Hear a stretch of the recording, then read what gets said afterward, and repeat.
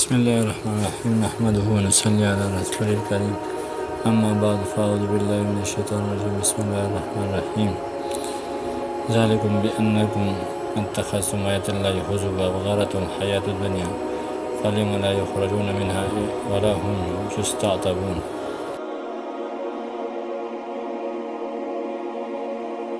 آج کا درس ہے غرور کے بارے میں۔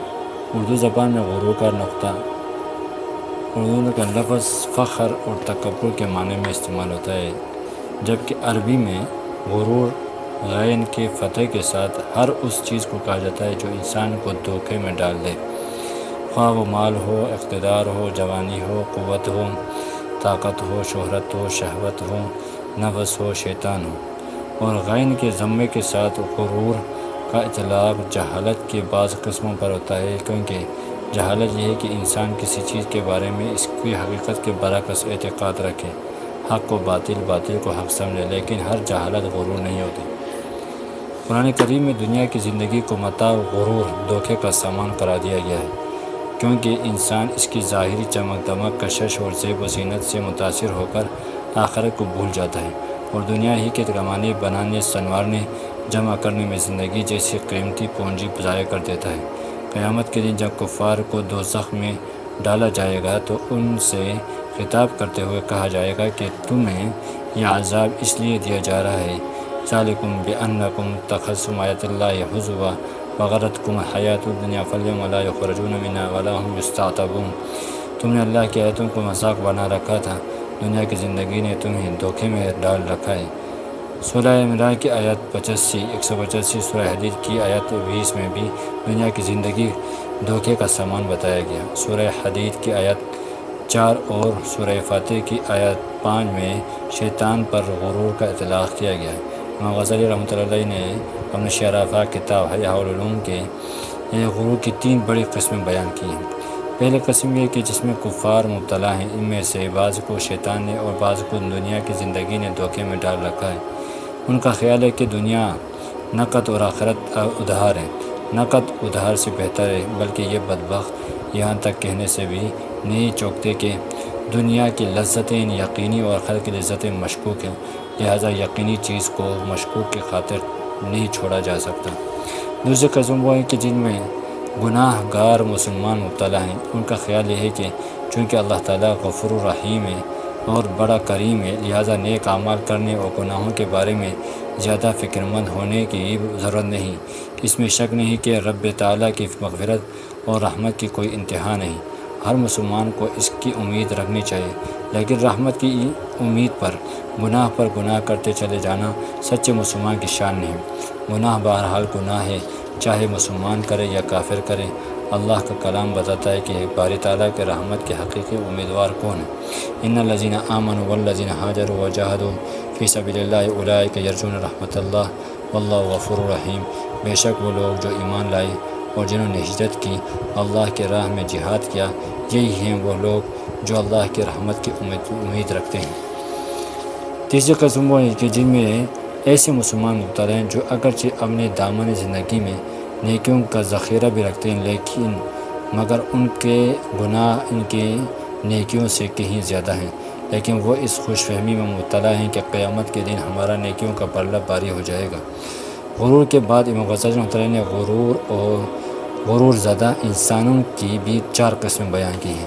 پہلی قسم اہل علم کی ہے۔ یہ وہ لوگ ہیں جو اپنے علم عمل کی وجہ سے دھوکے کے شکار ہیں۔ ان کا خیال ہے کہ ہم اپنے ایسے اعلیٰ مقام پر فائز ہیں جہاں ہماری بخشش یقینی ہے، بلکہ بے شمار انسانوں کو ہماری سفارش کی وجہ سے جنت میں جگہ ملے گی۔ ان میں ایسے حضرات کی کمی نہیں ہوتی جو کبر، حرص، بغض، حسد، طلب جاہ اور ریا جیسی باطنی بیماریوں میں مبتلا ہوتے ہیں۔ دوسری قسم وہ عبادت گزار ہیں جو یوں تو ماشاءاللہ کثرت سے ذکر، تلاوت اور ہر طرح کی عبادت کرتے ہیں، لیکن کثرت عبادت کی وجہ سے وہ دھوکے کے شکار ہو جاتے ہیں۔ تیسری قسم وہ صوفیہ ہیں جو اپنے لباس، اپنی شکل، صورت اور گفتگو سے دوسرے سے ممتاز نظر آنے کی کوشش کرتے ہیں۔ ان میں ایسے بھی ہوتے ہیں جو اپنے لیے احکام میں شریعت کی پابندی ضروری نہیں سمجھتے۔ چوتھی قسم مالداروں کی ہے۔ ان غرور کا شکار ہونے والوں کی مختلف گروہ ہیں۔ جو چیز ان سب گروہوں میں تقریباً قدر مشترک کے طور پر پائی جاتی ہے وہ ریا ہے، وہ ریاکاری دکھاوا ہے۔ شیطان ان کے اعمال مزین بنا کر پیش کرتا ہے۔ ان میں ایسے بھی ہیں جو دولت اور ثروت کو رضا الہی کی علامت اور اپنی مقبولیت اور محبوبیت کی دلیل سمجھتے ہیں۔ وہ تمام احادیث جن میں مذکورہ بلا افراد اور ظاہری باطنی اعمال کی مذمت کی گئی ہے، انہیں غرور کی مذمت میں پیش کیا جا سکتا ہے۔ صحابہ کرام اور مشائخ اعظم نے غرور کے بارے میں جو کچھ کہا اس سے سرور دو عالم صلی اللہ علیہ وسلم کی تعلیمات کا خلاصہ اور نچوڑ ہی کہا جا سکتا ہے۔ عبداللہ بن مسعود رضی اللہ عنہ فرماتے ہیں، مسلمان سے کہا کرتے تھے، تم میں سے ہر ایک سے قیامت کے دن اللہ تعالیٰ تنہائی میں سوال کرے گا، اے ابن آدم تمہیں کس چیز نے میرے بارے میں دھوکے میں ڈالا؟ اے ابن آدم تو نے رسولوں کو کیا جواب دیا؟ تمہارے پاس جو علم تھا اس پر تو نے کتنا عمل کیا؟ حضرت ابو درداء رضی اللہ عنہ جب شام میں تشریف لائے تو آپ نے فرمایا، اے اہل شام، اپنے ایسے بھائی کی بات سنو جو تمہارے خیرخواہ ہے۔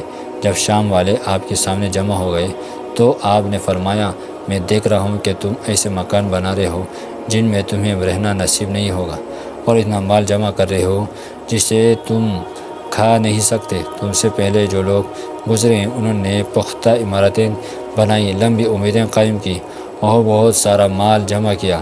ان کی امیدیں دھوکہ ثابت ہوئیں، ان کا جمع کردہ مال باعث ہلاکت بنا اور قبریں ان کا مسکن بنی۔ خوف خدا رکھنے والا اور دین کی حقیقت سمجھنے والا مسلمان کبھی غرور کا شکار نہیں ہوتا، کیونکہ غرور کے درج ذیل نقصانات اس سے نظر سے اوجھل ہیں۔ نمبر 1، غرور نفس کے فساد، فطرت کی خباثت کی علامت ہے۔